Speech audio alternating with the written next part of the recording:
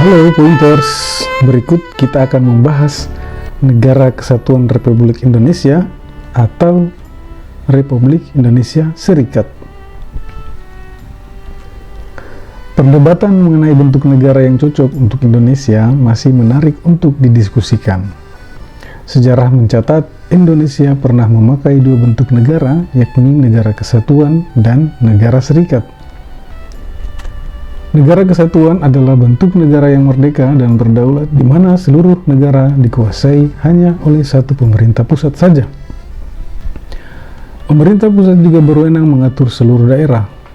Sedangkan negara serikat atau federal adalah suatu negara yang merupakan gabungan dari beberapa negara yang menjadi negara-negara bagian dari negara serikat. Bedanya dengan negara kesatuan, pemerintah pusat hanya bertugas mengurusi hal-hal yang mempunyai sifat nasional saja, seperti politik luar negeri, fiskal, pertahanan, dan keamanan. Negara bagian diberikan kewenangan lebih untuk mengurusi masalah dalam negerinya sendiri, seperti hukum, keuangan, politik, dan kebijakan publik. Berubah menjadi Republik Indonesia Serikat. Pada masa awal kemerdekaan, para pendiri bangsa sepakat memilih Negara Kesatuan sebagai bentuk negara Indonesia. Namun, agresi militer yang dilakukan oleh Belanda memaksa pemimpin Indonesia memilih bentuk negara serikat sesuai Perjanjian Konferensi Meja Bundar atau yang biasa disingkat KMB. Setelah KMB, Indonesia resmi berubah menjadi Republik Indonesia Serikat atau RIS. Hal tersebut dilakukan agar Indonesia mendapat pengakuan kedaulatan dari dunia internasional. Republik Indonesia Serikat terdiri dari 7 negara bagian dan 9 daerah otonom. Republik Indonesia menjadi negara bagian Republik Indonesia Serikat. Kembali ke Negara Kesatuan. Namun, Republik Indonesia Serikat tidak bertahan lama. Desakan untuk kembali ke bentuk kesatuan terjadi di negara-negara bagian Republik Indonesia Serikat. Negara-negara bagian RIS satu persatu membubarkan diri dan memutuskan bergabung dengan Republik Indonesia. Pemimpin Partai Masyumi, Muhammad Natsir, merasa hasil konferensi Meja Bundar seperti langkah Belanda untuk memecah Indonesia. Maka Muhammad Natsir menyampaikan gagasan di DPRS RIS untuk kembalinya sistem pemerintahan Indonesia ke bentuk kesatuan. Gagasan Natsir dikenal sebagai Mosi Integral Natsir. Akhirnya Presiden Soekarno membubarkan RIS pada tanggal 17 Agustus tahun 1950 dan secara resmi kembali menjadi Negara Kesatuan Republik Indonesia. Kritik terhadap Negara Kesatuan. Setelah Indonesia memasuki masa reformasi, muncul kembali gagasan untuk kembali menjadi negara federal.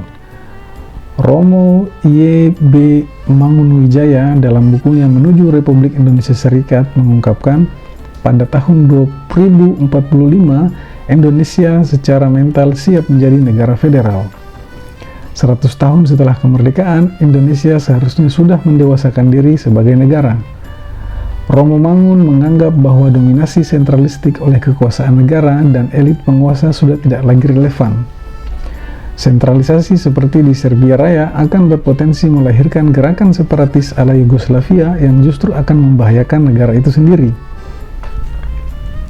Dalam bukunya, Romo Mangun menulis suatu bangsa yang berjumlah 200-250 juta mustahil diatur efektif dengan damai oleh suatu sistem sentralistik, kecuali bila ada diktatorial bertangan besi dan dibayar dengan darah dan air mata para tumbalnya.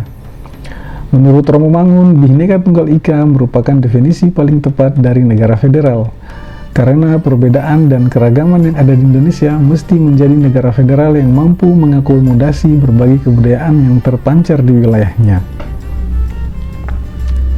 Jalan Tengah Gus Dur. Menurut Menko Polhukam Republik Indonesia, Prof. Mahfud MD, perubahan NKRI ke negara federal sebenarnya sah-sah saja kalau rakyat sepakat melalui wakil-wakilnya di DPR, DPD, MPR, mengapa tidak? Tinggal membuat resultante saja. Bentuk negara federal sebenarnya bagus, namun Republik Indonesia Serikat tahun 1949 merupakan upaya pecah belah Belanda yang ingin tetap memiliki pengaruh di wilayah Indonesia. Dalam konteks perdebatan tersebut, Gus Dur memberi jalan tengah. Dia tidak bersikeras terhadap prinsip NKRI harga mati, tapi juga tidak mendukung konsep federalis.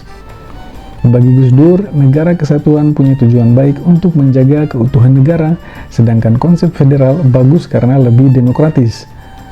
Kalau saya begini saja, namanya tetap negara kesatuan, tapi isinya pakai negara federal, kata Gus Dur.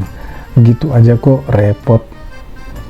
Usul ini Gus Dur disampaikan sebelum jadi presiden menggantikan Habibie. Jalan tengah ini kemudian diadopsi oleh pemerintahan B.J. Habibie, kata Mahfud MD, lewat Undang-Undang Nomor 22 Tahun 1999 tentang Pemerintahan Daerah dan Undang-Undang Nomor 25 Tahun 1999 tentang Pertimbangan Keuangan antara pemerintah pusat dan daerah. Dalam masa pemerintahannya, Gus Dur juga memberikan otonomi khusus kepada masyarakat Papua. Hal ini sebagai wujud kebijakan Gus Dur yang mendukung adanya desentralisasi dalam negara kesatuan. Pandangan Gus Dur berhasil meredakan total debat negara kesatuan dengan federal.